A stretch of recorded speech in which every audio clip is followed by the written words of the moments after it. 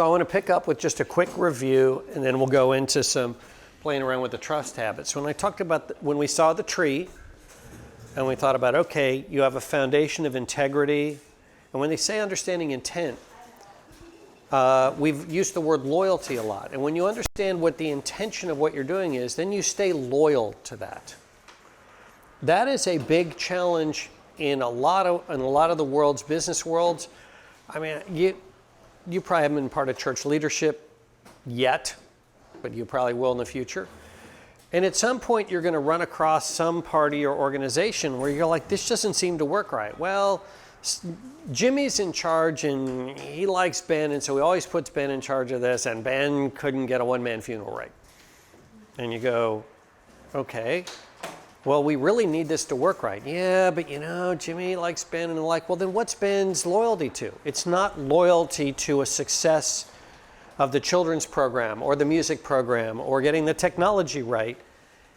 He's loyal to his friend. He's not loyal to what you're trying to accomplish. And that is something that when you act a certain way, you have to be, no, we need to be loyal to what we're trying to accomplish. And if it's a good children's program, it's the good children's program. It's not, a busyness service for people who can't work with children. Then with that in mind, you go through and you look at objectively, okay, how am I going to do this? And when I say there's no preconceived notions or hidden agendas, you're going to have to root that out. And that when you get into positions with leadership, with organization, the hidden agendas are going to show up all over the place. This is how it's always been done. What? This is how it's always been done. Yep, they're there.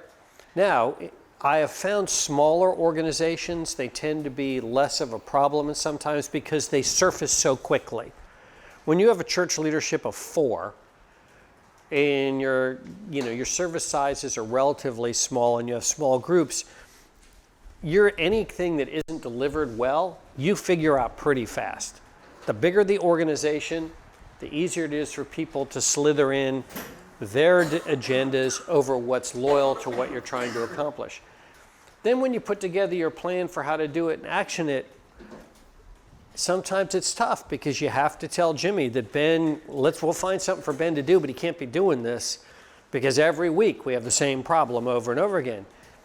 You may take heat for that from somebody, but everybody else in the room is going to look and go, boy, that's somebody I can trust to get my job done.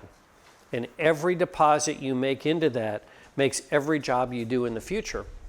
And the nice thing is, if you stay in the organizations, once you do it once or twice, the rest will self-correct because they know it's coming.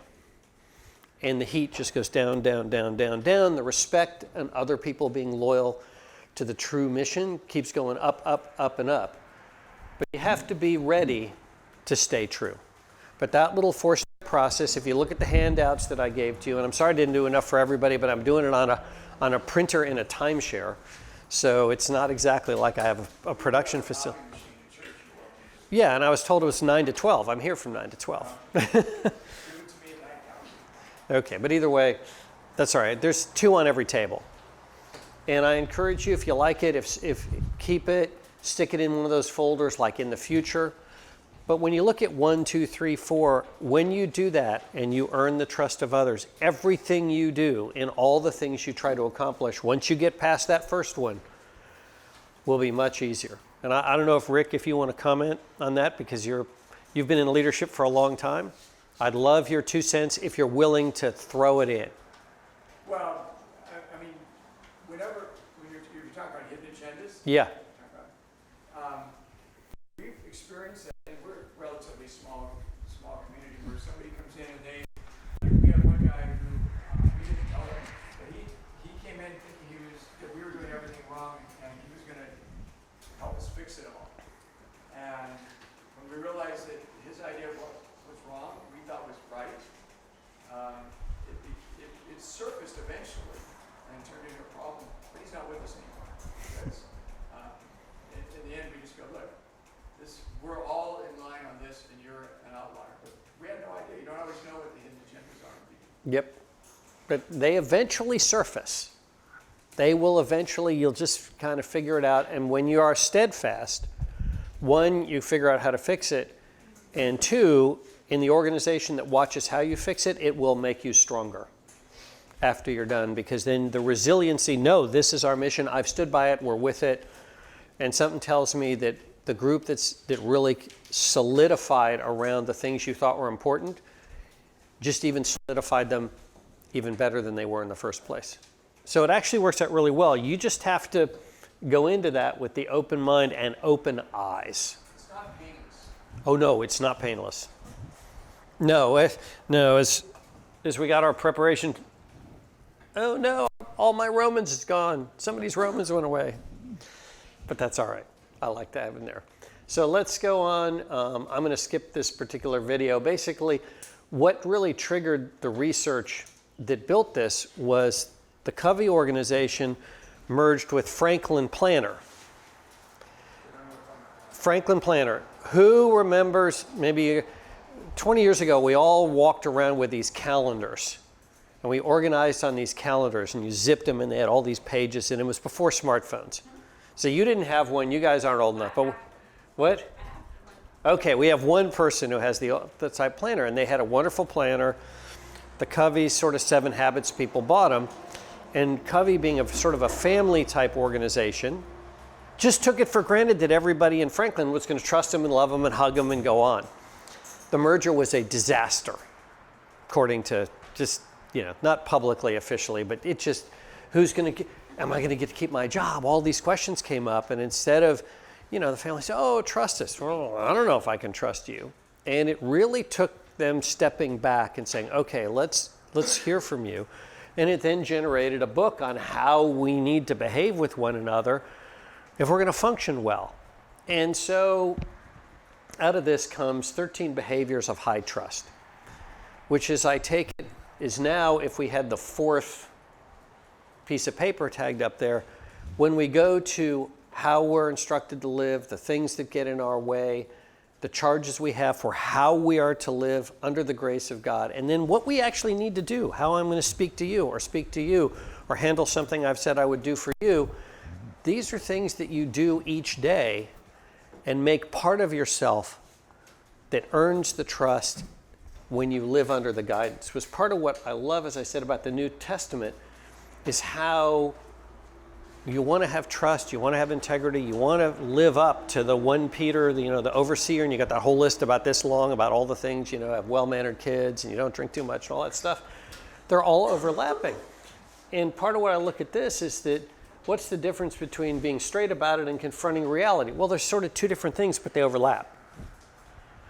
Or delivering results and keeping your commitments, they all overlap. But these are ones that we'll work with, and I'm going to spend the next few minutes just having an open conversation about the importance of each of these. And it's particularly as you get out of this wonderfully secure world you live in now. What was it, 52% of all people, and that was 20 years ago, didn't feel comfortable talking straight or honestly in their environment, work environment, for fear of reprisals or repercussions. It's about 70 now. But if you're going to be true, you need to do that. And I as I joked before, if Cooper or I go to Puka Dog and handle that squeeze just right, man, we could look awesome. Who's going to be comfortable, going, excuse me, sir, you need to hear that you've got enough mustard on there to fill a, container. Straight talk is little, it's big, but it is not always comfortable.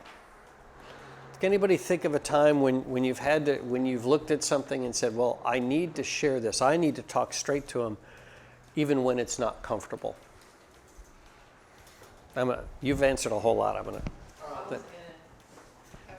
No, it's great. I just want to get some. I worked with a girl back home she wasn't the manager, but would kind of micromanage us as just like a normal employee. Kind of thought of herself as better than everybody else, and we had all talked about it and knew what was up. She wanted the manager job, and we just confronted her and said, hey, you're not our manager. We appreciate what you're doing, but you don't have the higher pay grade. You don't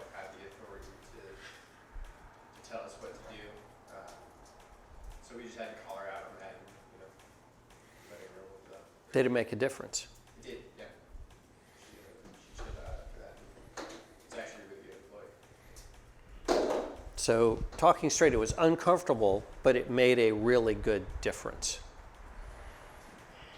That is the perfect example, in effect, that you will confront that on and off for the rest of your lives, where you need to tell somebody something that may be uncomfortable, but you also were smart about the fact that you kind of discussed it with the other people involved, and presumably you did it in a non-aggressive, like, hey, let's get around with a bunch of guns, but sit down and have that discussion.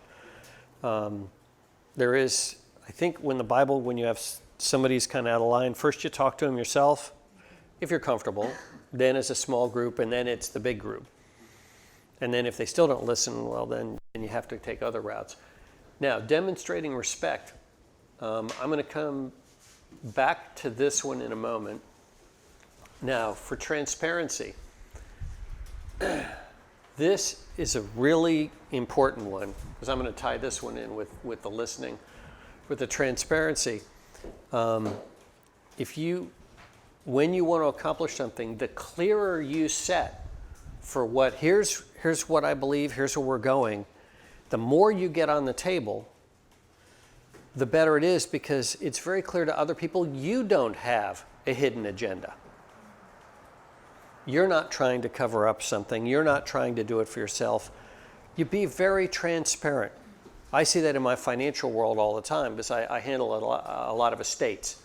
Now, I'm semi-retired now, so other people handle that work. But the first thing I ever told to his executors, I said, get your email ready. Every time you do something, you just send out this mass email to all the family members and explain what you're doing. He said, well, that's going to take some time. I said, yeah, but if you're transparent, no one's going to come at you like, well, you're doing this stuff and not telling me. Emptiness, if there's a void in communication, the human mind always fills it with something negative. I don't know why. We're wired that way. But they always fill it with a pernicious thought. Oh, well, he must be covering something up. No, he's just tired, didn't get around to telling you about it. That may be the truth, but the human mind is going to go, what are you trying to cover up? Yes, Rick? So I'm curious of you guys, how many of you know the churches you go to, if their budget is available to anybody who wants to see it? Is your budget available to anybody who wants to see it? Because a lot of churches, they're not. Mm-mm. And Well, that's anyone in the church or anyone in general? anyone in general. Anyone in general. That is a wonderful example. If it's not, then, even if it's not readily available to church people, you go, well, you have to be a member here. We can't show you that unless you're a member here. It really speaks against the ability for the church to do their job, because we ought to be financially transparent. Mm-hmm. And I've always been surprised how many churches are not open to that transparency. And the budgets are one thing. The churches that hide their endowments and what they're doing with it, to me, is lunacy. What is endowment? That's the money set aside that would be in a fund invested to support your church or organizations. So particularly the older main lines have a lot of them. So let's say your Episcopal church or your Congregationalist in New England was founded in 1810. People have made donations and said, well, I don't want you to spend it. I want you to invest it and have what it earns support your programs, the building, whatever else. Well, over 50 or 100 years, some of them have $5, $10, $25 million. The Episcopal Church in Cincinnati had a attendee by the name of Proctor. Now, does Proctor for Procter and Gamble ring any bells? Have anybody ever heard of Procter and Gamble? They make a lot of soap. All right? And soap. And paper towels and other stuff. Well, they donated quite a lot of Procter stock back in the day. And boy, they have a gigantic endowment. They hide that thing like nobody's business. And I was on several committees at that church 20 years ago, and the arguments, we should spend it all now. No, we should use it it created incredible strife. You know, as the modern era seemed to want to override what the original donors had in mind, and we could do this and we could do that, and it was awful. But Yes, they will hide what they do. And that's a whole nother discussion. I'm not going down that rabbit trail. I'm passionate about the ethics of endowment management. I am an accredited fiduciary. I teach endowment managers how to run their endowments at churches. Rick knows some of what I do here. Well, 2 doors down. And so I do it for free for churches, that kind of stuff. But yeah, transparency is a huge deal. Because, the human mind will fill whatever void you leave with something negative. I mean, there's usually somebody sensible who will go, no, why don't we give them a day or two, or let's just go ask them. It's okay. So I'll give you an example of it more in your world. You get married, your husband, your wife says, can I look at your history of your search history? Woo! Yeah, that might open up some interesting things. You don't want to see the how to dispose of a body search, when you're getting married. But either way, the more transparent, then other people aren't going to fear you. Righting wrongs. This is one that I think goes underestimated. We, over time, will always make mistakes. We will make mistakes. You'll say dumb things, we'll do things, we'll make mistakes. Even sometimes with exercising reasonable judgment with the knowledge we have at the time, we'll find out new knowledge and go, ooh, now that I know this, that really wasn't great. And that really didn't help, Billy over here doing this. And you need to write it. 1, fix it, take ownership. But 2, look someone in the eye and go, I'm really sorry that I messed that up. And as I joked with us the other day about the Mary Poppins pie crust promise, it can't be the pie crust, easily made, easily broken sorrow. Sorry. Where the mom makes the little boy, you need to say, you're sorry to your brother for hitting him in the head with a bowling pin. Oh, I'm sorry. Bowling pin behind his back. Then your mom turns away and hits his brother with a bowling pin again. It needs to be sincere and almost to the point of when the person goes, no, okay, I get it. You fixed it, you've apologized 3 times, I don't want to hear about it again. Then you've gone far enough. This isn't meant to be taking away from any particular faith approach, but my wife was raised Catholic, and so in her life growing up, she'd do her confession, I did something with my brother, and they'd say, go say some Hail Marys and go do this, and then, you're okay. But never really told her to go talk to her brother and resolve why they had the event in the first place. You need to go and right your wrong with the person or the place you actually wrote it. Wronged it. And so this is one when you can acknowledge, and it absolutely blows my mind because we are an amazing forgiving people when you sincerely say, that was a mistake. We will forgive as a culture. We're a very forgiving culture. And the number of folks who then won't admit their mistake and then try to talk their way out of it or walk it back, the only thing you do is trust them less afterwards. We see that in the people that are elected to public office virtually every day. Well, they got to walk it back. Well, what they said was wrong and dumb. Well, what they really meant was, no, why doesn't somebody come out and say, I was tired, I've been answering questions all day, and I really said something incredibly stupid, and I'm really sorry about it. Sometimes when you're asked 800 questions a day, you mess up. I really messed up. I'd love to hear that from someone because chances are that's what happened. No, it really means this. No, what you said was really dumb. How does it add to your credibility when you try to insult our intelligence? Now, showing loyalty. Remember what I talked about, the process. Loyalty is something that is so fleeting in today's world and is so valued. When you said something earlier about holding confidences, well, part of that is being loyal to that person you were listening to. You demonstrated their loyalty. They shared with you a real inner trial they were having, something they really needed to help think it through. And you listened and you helped them. and you didn't share it around. You were loyal to them, so it didn't come back to haunt them. That loyalty is a big, big, big deal. And in today's world, particularly in the business world, outside worlds, loyalty is a very fleeting thing. When you get out of here, you'll be shocked at the mixed loyalties, or someone you think is loyal to you, and they're not. There's a concept called smart trust. Try to remind me in a second. When we're done with this, somebody ask me or remind me to talk about smart trust, because I don't have it built in here, but I want to follow it up with that. Now, what you had said was, the idea of show up on time, deliver on what you said.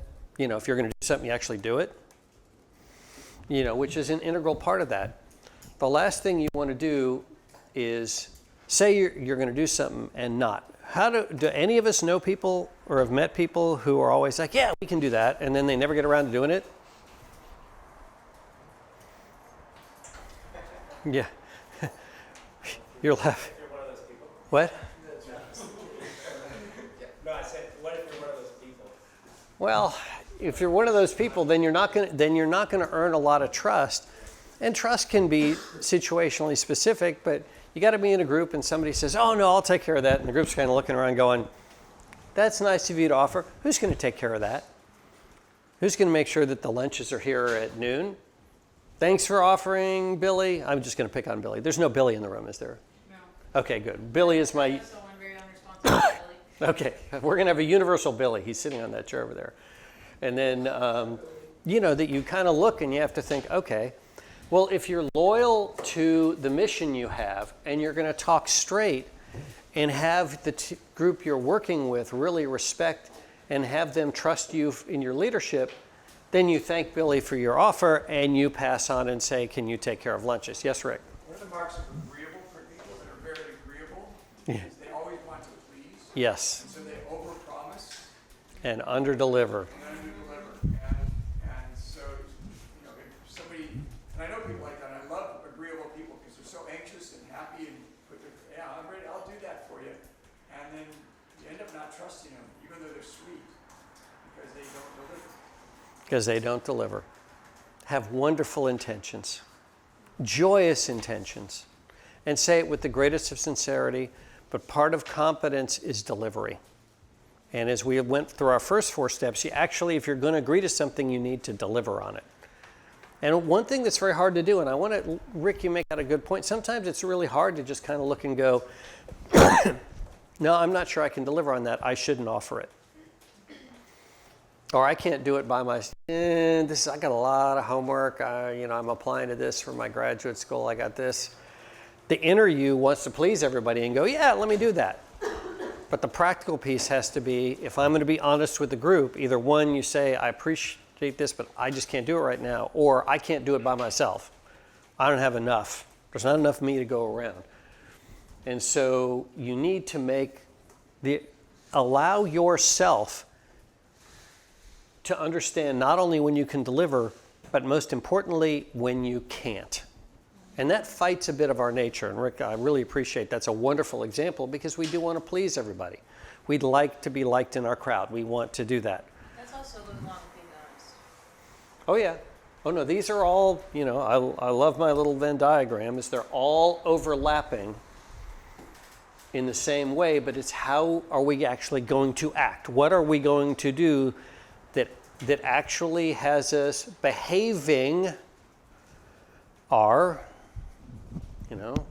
that we're faithful and we have self-control and temperance and respectful, we're loyal, righteous, all those wonderful qualities that the Bible has. Well, how does that manifest? And I'm sitting in a group of people trying to decide how to get something done, or I'm looking at my own schedule and going, how do I fit all these parts in?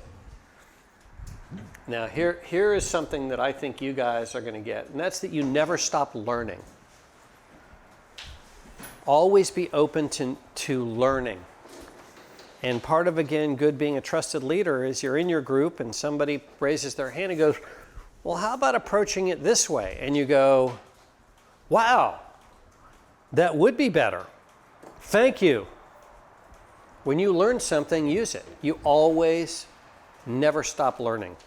The day you stop learning, the day you stop accepting new things, the day you stop doing stuff, then you start to become rigid. Well, no, this is how we do it. Well, there's certain things that are non-negotiable, all right?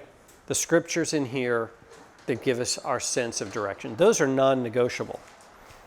How you go about organizing, and I'll pick on the kids in lines to get them in and out of rooms while the parents are in worship service. Somebody comes up with a better idea, or there's a new thing you can get, or there's a better approach to something, you take that up tomorrow. All right?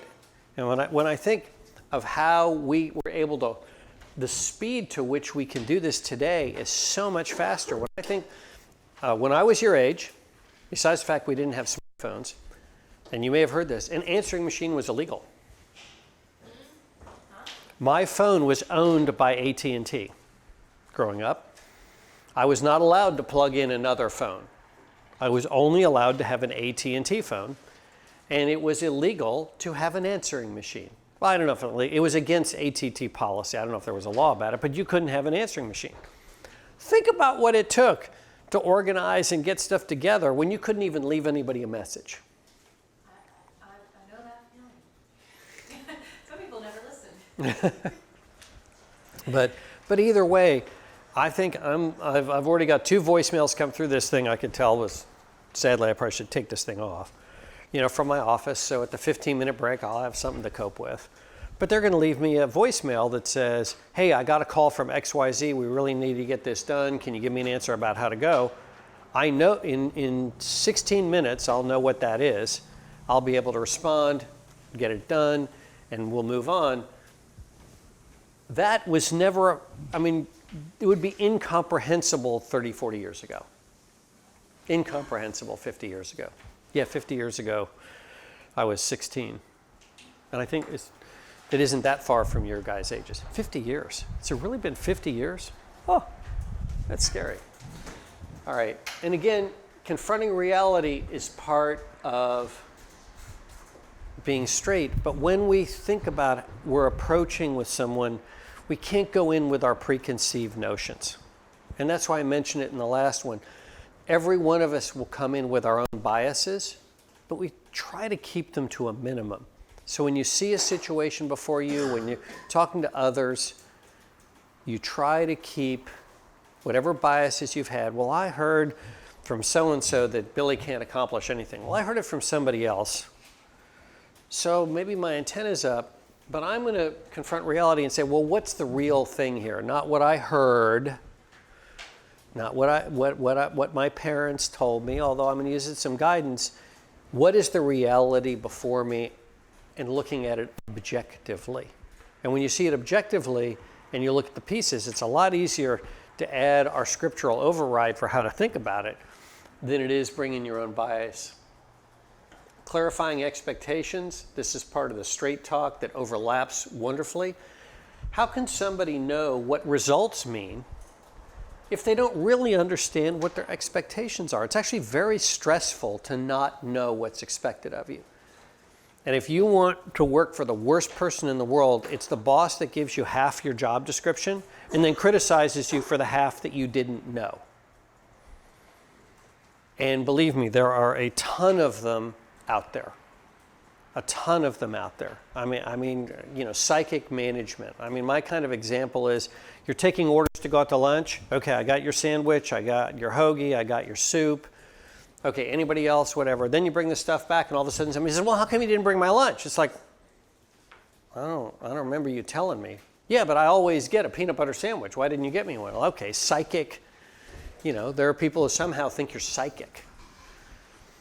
And one, that's where you need to be straight talk back to them. I'm not psychic. Psychic lunch ordering is not part of my purview. And so if you want something, you need to speak up at the time. And some go, well, that's where you just need to once or twice where you say, I'm not psychic. Either tell me clearly, you clarify your expectations, or I'm not going to get you your peanut butter and jelly. It's that simple. It will be uncomfortable the first 1 or 2 times because the person who wants to have you live psychically for their needs needs to be drawn back in, but they're out there and they will come after you. So when you're there, if you can be clear, look, tomorrow we've got this going on. Here's what we need to get done. Here are the 4 things that you need to do. And here are the 3 things that you need to do. And the 2 things, and we all agree to that. But here's your 3, here's your 2, here's your 4. They all add up to about an hour apiece. If we get this done, it's going to work great. Where's the stress in that? You know exactly what you need to do. Know you exactly what you need to do. You know exactly what you need to do. And if you see something else not going on, you can put up your hand and say, wait a minute, this 3 is getting done. Maybe do you need a little help over there? Because you know what your expectations are. Not only can you get it done, but then when you get it done, there's no worried about, is there something else I need to do? Is there something else to think about? Remember that great philosopher I quoted, Denzel Washington. The favorite job he had for low stress was a garbage man, because he worked hard, but when he dumped that last can in, they went home, because he knew his job started with can number 1, ended with the last can, and he took no stress home with him.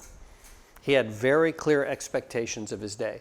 He said it was the hardest work, per se, lifting the cans all day, but mentally easiest job he ever had. Loved it.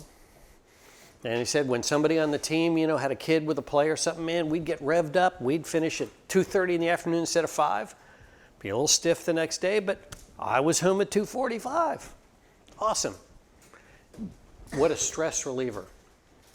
The accountability, the biggest thing for practicing accountability is not only being honest in the expectations you give for others, but for yourself when you go to deliver results.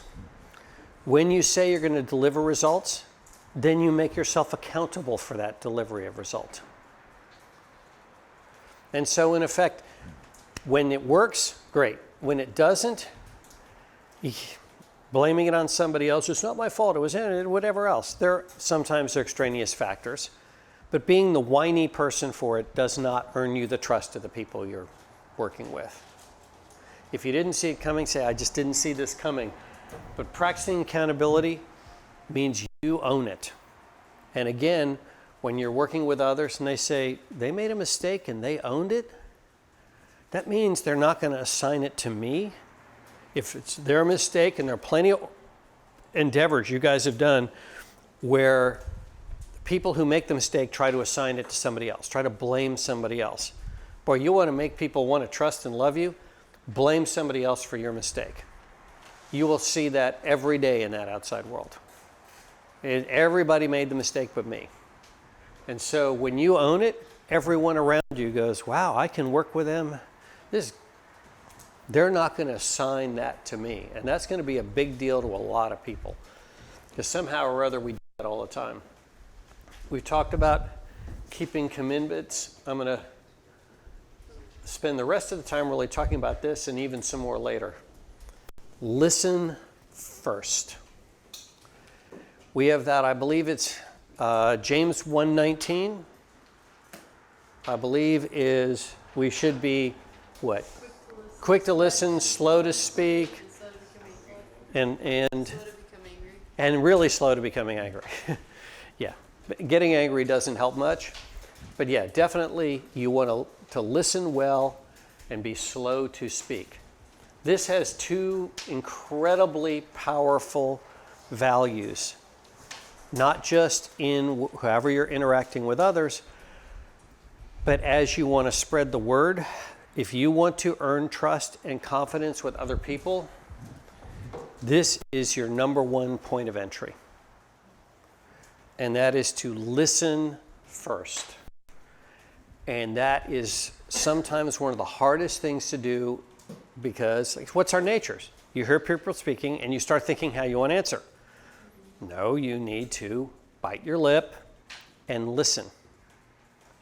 And instead of answering, and we'll get into this again at a later point, the great answer is, tell me more. About the second or third tell me more, you'll usually find out there'll be something that's plaguing that person, why they want to talk to you, why they want to share something. And then you listen and you hear it. Critical, wonderful point, with no judgment. It's not our job to judge. It's our job to listen, to understand.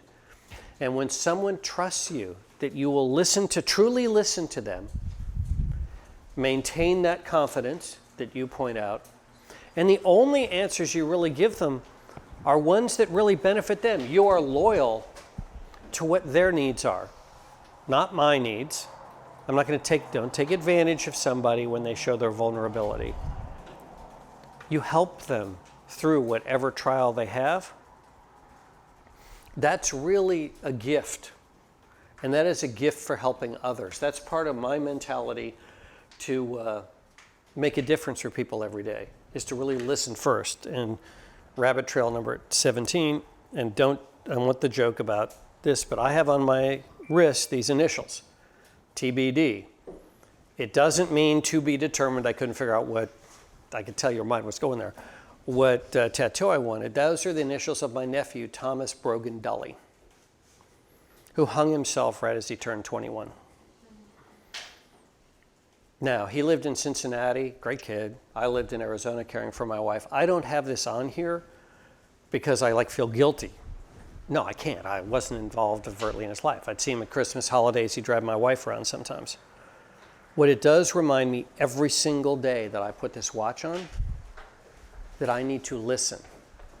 Because clearly in the kerfuffle of life, in his stress, he wasn't heard. No one saw his pain. And apparently he did write a note about it. His siblings have read it. No one else in the family's seen it, and I've respected them and not asked. But in talking to little bits that came out, there were signs. Once they became educated of what to look for, they registered there were signs of his pain, but they were so busy. 6 kids, this one in college, this one looking for a first job, this one in high school, I got to get this one to soccer practice, that one's in driver's ed. With all the kids and stuff, nobody noticed, nobody heard. What difference can we make? What trust can we earn, and where can we make our difference when we listen first and really listen sincerely? Keeping commitments, we talked about that's really the idea of delivering results. The whole discipline of don't make a promise you can't deliver on. That's probably for me one of the hardest things I had to really get in my head was to, when is it time to say, I can't do this anymore, or I'm not going to do it, or I just don't have time to do it. This for me was brutal because I try to be nice and kind and solve everybody's problem, and the whole bit. The last piece I'm going to touch on, and we'll come back to this later in the program, and this is also a little hard to do sometimes, is extend trust. We're in a world where generally when you expose someone to your inner self, when you ask someone to help out, when you say, well, can you then carry the money from the garage sale, your first thought is, well, can I trust them? Are they going to take some? Are they going to come back? And the like. One of the best ways to elevate someone, to live up to it, is to actually extend that trust. Oh, great, we can do this. Can you collect the money and get it over to the church? And your first response is, you hardly know me and you're trusting me with the money? What you will find is most people, the vast majority of people, will actually want to live up to that extension. Wow. They hardly know me and they trust me? Yes, Rick. So the principle of the keys at Quiet Christian Fellowship. These guys, I think, are aware of that. When you become part of our family, we give you a key to the church. And there's one key that you can get into every door in the place with that one key. And that's the antithesis of how most organizations operate, is they operate on the principle you can't trust anybody. We're operating on the principle that if God's doing a work in your life, we can trust you. So we allow you to pick a key for part of the family and say, we trust you that when you have this, you're going to be a contributor. We're not going to have to protect ourselves from you, and the other way around. You're going to be coming in, and if there's a mess, you'll clean it up. You'll get in your class early, and it's worked wonderfully for us. Yes, and it's hard to do.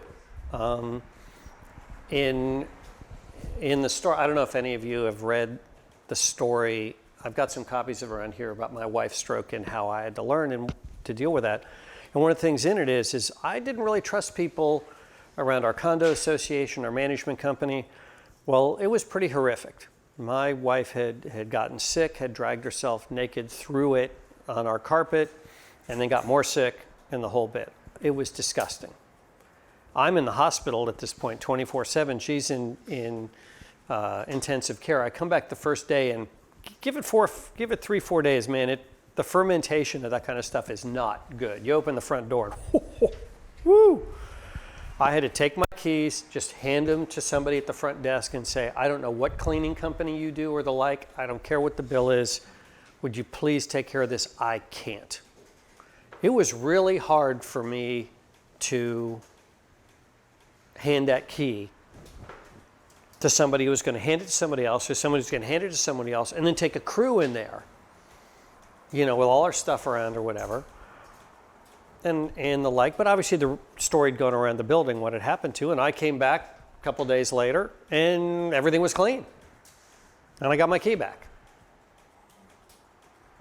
And they all leaned into it, all leaned up, but it was hard for me. As much as I believe in this stuff, I had to overcome my biases and trust somebody basically I didn't know to come into my home.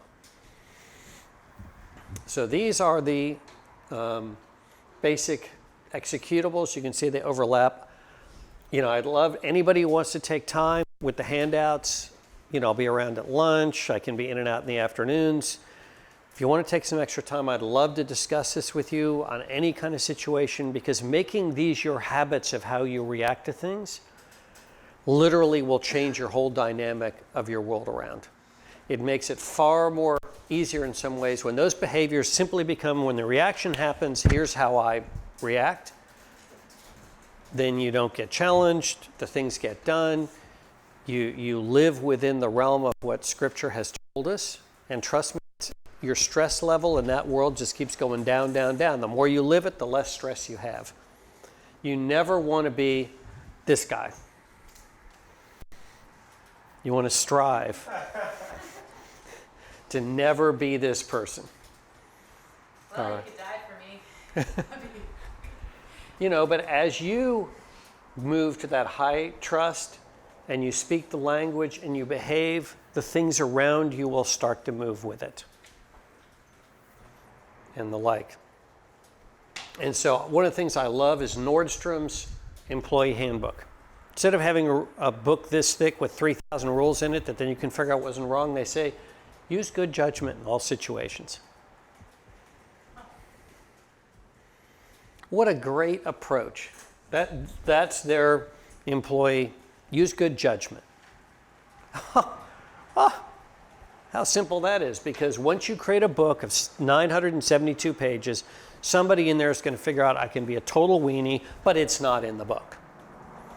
This says use good judgment. I love that. Now, for listening first, I want to end this morning. Let's just think, did Eddie listen first properly? Okay, how do I get the sound back? Oh, there we go. Can you turn it down?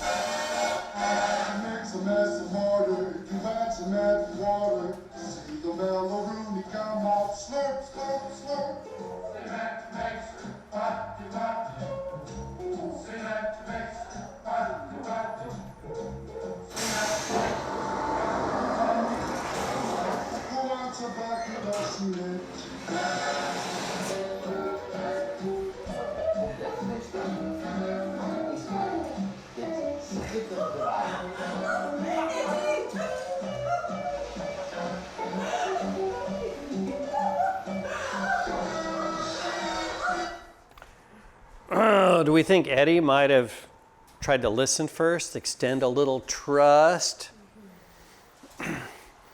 So on that wonderful execution of lack of trust for your spouse, who else would like a sports car full of cement? We'll take our I'll see what the office wants and get some more coffee. You wanted us to remind you to talk about. Oh, smart trust. Okay, we'll take about 90 seconds into our break, and we'll just start 90 seconds late on the other side. Extending trust isn't a blanket item that you need to. There's an idea of smart trust. And that's once you get to know someone, to trust them to be who they are. That doesn't mean they have the same standards you do. And I'll think, okay, I have a brother, and his way of viewing the world says, heads I win, tails you lose. He very much defines himself on the money he has and what he collects and possesses. And so my grandmother dies, and we're going to her house, and some of the furniture in there was just said to us. And we're just kind of going that, oh yeah, I'll take the table. There are 2 tables. Which one do you like? Well, I like this one with the little legs. I'll take this, whatever. And so we end up sorting the stuff out. And then I find out later he went in there with an antiques appraiser the day before and figured out what was valuable and what wasn't, and had maneuvered me into taking all the cheap stuff, the reproduction stuff, and he took all the original things. And I remember thinking I should have known so much better, because I will trust my brother totally to do what's best for him. Is he going to operate under the same principles I do? No. So I exercise what I'm going to refer to as smart trust. There are books written on the idea that trust, you don't grant trust unilaterally. The same way that turn the other cheek doesn't mean you're a doormat. It means you don't accelerate the conflict. When someone, don't go where I slapped, so then I'm going to punch you in the nose, so then you're going to stab me, so then I'm going to cut your head off, and then they're going to come and steal my cattle. No. You. But that's what we're trying to avoid, and you're laughing. Was that a bad example? Steal my cattle just made me laugh. I don't know why. Yeah, whatever. All right, stealing your cattle. All right, it falls in a hole. That's a bad thing. Read Leviticus. There are actually rules for that.